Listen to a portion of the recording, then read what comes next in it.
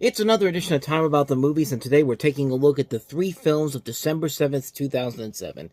Yes, we're finally at the end of the year, the last 4 weeks of the year, so hopefully we're going to get the big blockbusters, the big Oscar contenders, all coming up here, and they're all going to be somewhat entertaining.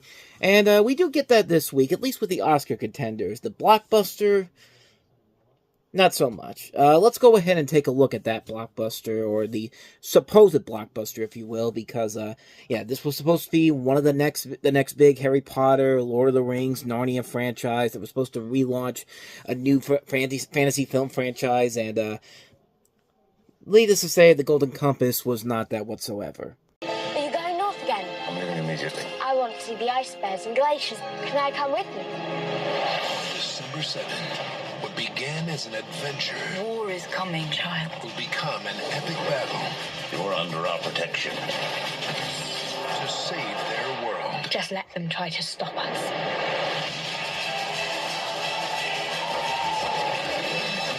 The Golden Compass, rated PG-13, starts December 7th, only in theaters.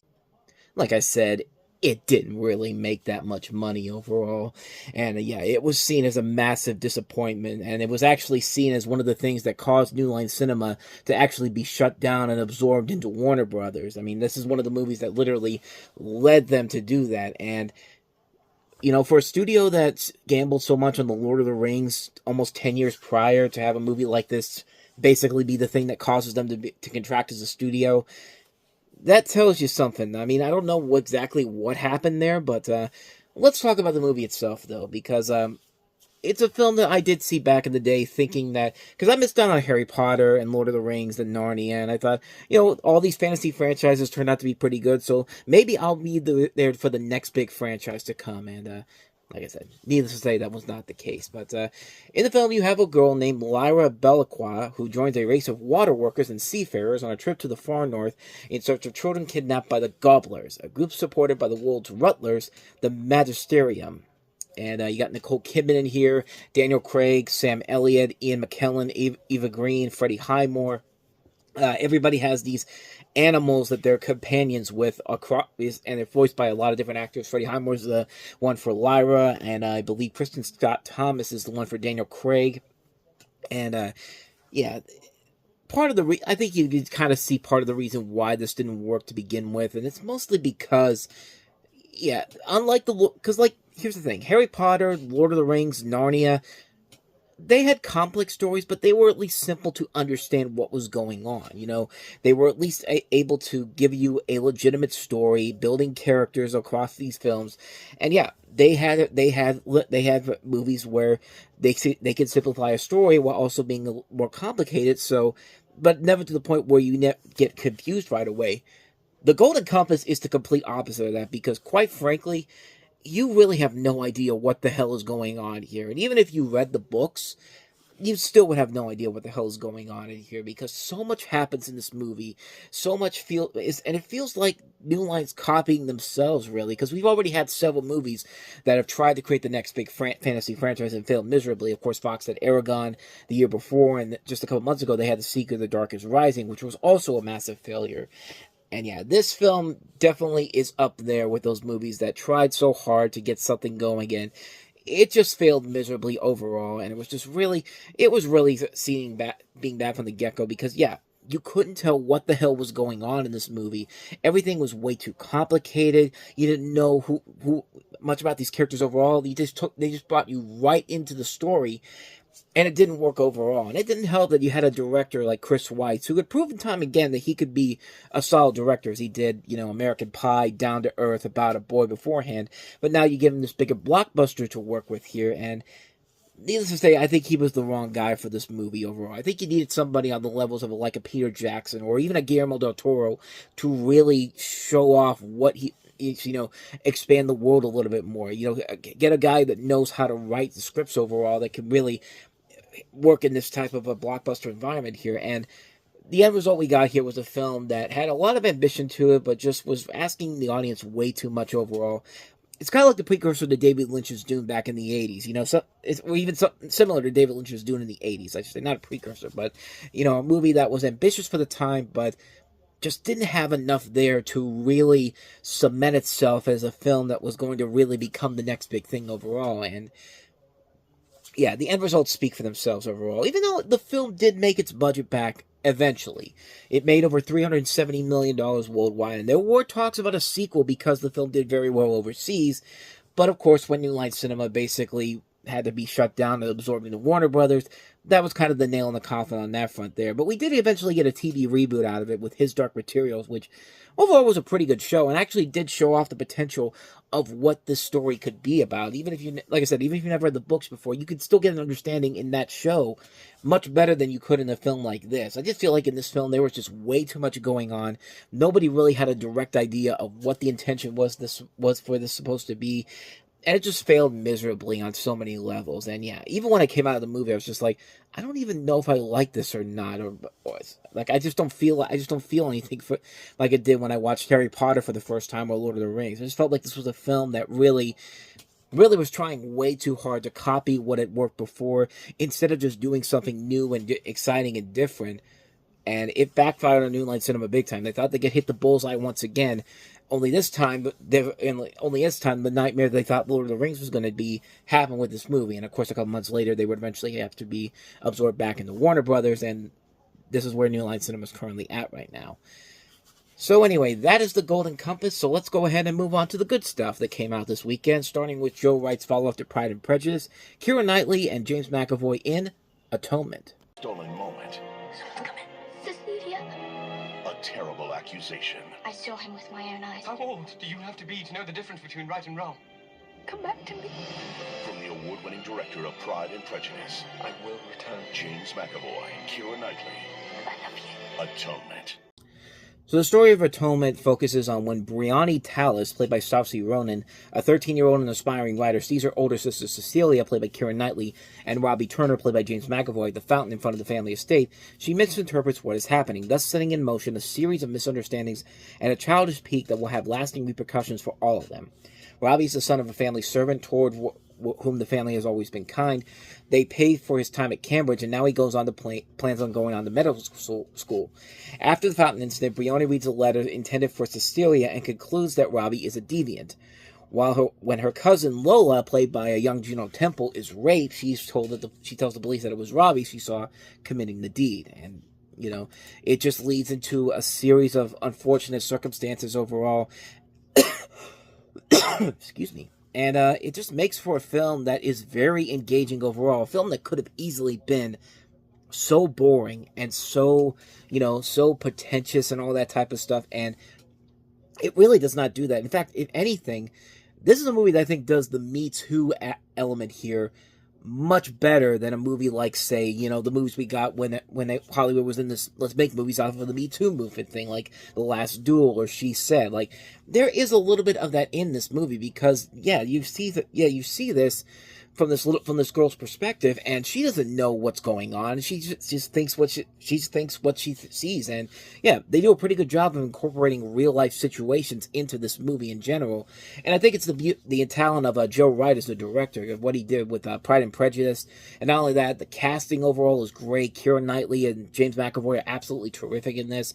Saoirse Ronan, her first major feature film where she has a leading role in here, she's really good in the movie here. Even though she got an Oscar nomination for Best Supporting Actress, she's part of the leading cast in this movie, and she plays the part. She works it very well here. There's a lot of good emotional moments in here.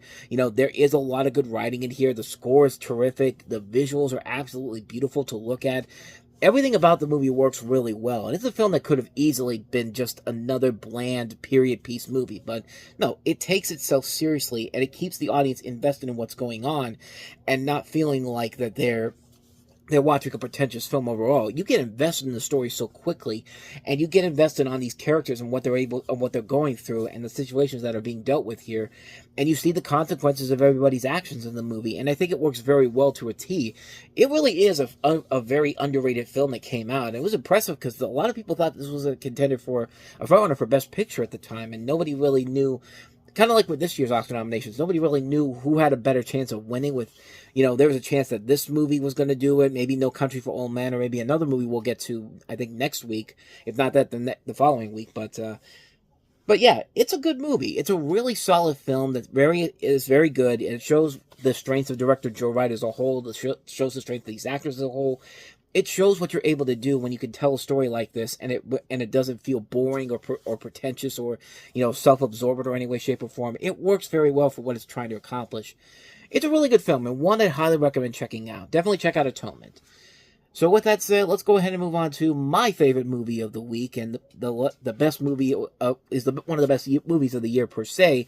Jason Reitman's follow-up to Thank You for Smoking, and that is Juno.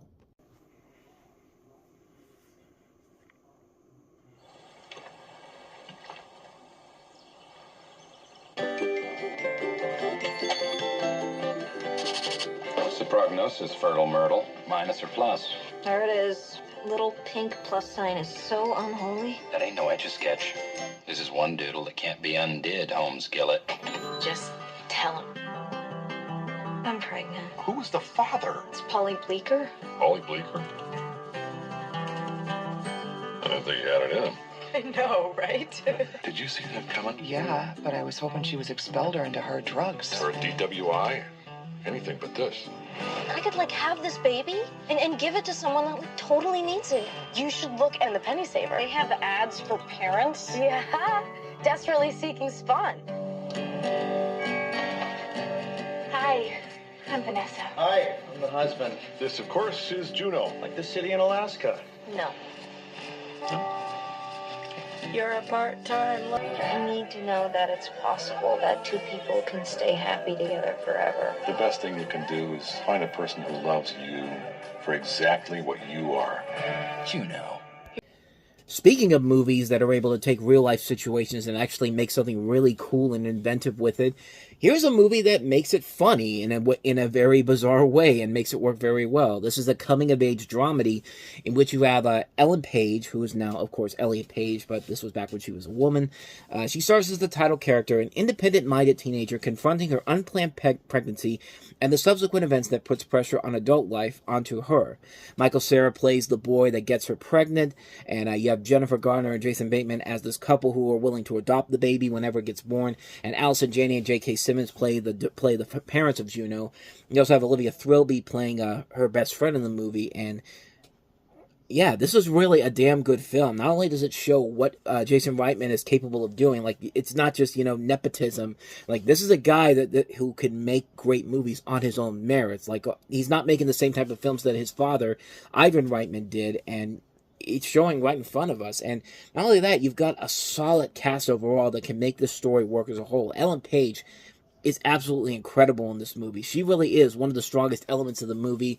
Everybody plays their parts very well here. Nobody feels like they're playing a stock character overall. You do get invested in everybody's situation in this movie, and it does a very good job of making teen pregnancy a funny aspect too, while also being a more serious element here. And it works because of the writing of Diablo Cody, who won an Oscar for this, a well-deserved Oscar for writing the screenplay for this.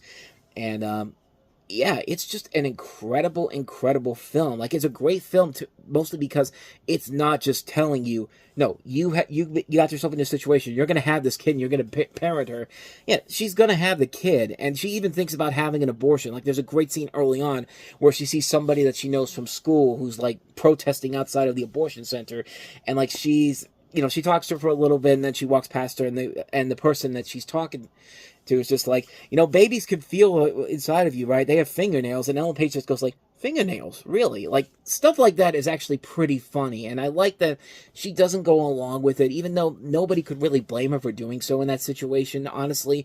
And yeah, it's a really inventive and very clever film that knows, as long as you have a good script to tell and you can balance comedy and drama out, you can make serious subjects like this work as a comedy if you need to, while you can also be very serious about it as well. It's a really impressive film and a really good movie that is still very relatable to a lot of teenage girls, even to this very day. It's a film that still very much holds up over almost 20 years later, and just shows that Jason Reitman has come a long way, and he really has become one of our great directors, because he really shows that he's stepping out of the elements that his father had beforehand. He's not making those same type of movies again, even though he would make Ghostbusters Afterlife, which I think is a great film. It's still my favorite movie of 2021. Yeah, once in a while he'll do that's his only major blockbuster he's ever done. He's gone back to mostly doing independent stuff, and it has worked out very well to his favor. I mean, he just did Saturday Night this past fall, which was another great movie. Yeah, this is a really impressively made film. It's a film that still holds up very well after all these years. It's boasted by a strong performance by Ellen Page and the rest of the cast overall, and it does a great job of balancing the comedic aspects and the dramatic aspects of teenage pregnancy, and doing it in a way where it doesn't feel like you should be offended by it in any way, shape, or form. It feels realistic, it feels fresh, and it feels well put together. This is one of my favorite movies, man. This is a great film overall, a really incredible comedy. What more can I say, man? Juno is pretty amazing, and it still holds up well nearly 20 years later. And so, with all that said, we wrap up another edition of Time About the Movies, and the next time we meet, we take a look at 5 more movies, including a couple major blockbusters, Will Smith starring in the latest version of the Omega Man entitled I Am Legend. We also have the year's biggest shocker overall, the biggest hit that nobody saw coming, Alvin and the Chipmunks, which, believe it or not, actually holds a significant part of my movie reviewing life. And I'll talk more about that on the next episode. And I'll explain why this particular film of all movies, Alvin and the Chipmunks, was important to me going forward in my future as a film reviewer. But we have another holiday movie, and it's not a good sign when you're opening a holiday movie 2 weeks after the Thanksgiving holiday, and you're releasing it just a few weeks before Christmas. That just basically shows that you have no hope in this film whatsoever, or maybe there's something there. The Perfect Holiday. We also have The Kite Runner, and also Francis Ford Coppola's Youth Without Youth. So we will take a look at all 5 of those movies. That'll be coming up on tomorrow's show. But until then, thank you so much for watching. And if you want to see more videos like this, please go ahead and hit the playlist on the next page. Check out the previous episode. And also, don't forget to hit the like, subscribe, notification button, and the bell. And also, hit that bell because you get updates on when the videos come out. And we do post videos here every day. So with all that said, I am off. I will see you guys next time. And until then, as always, take care.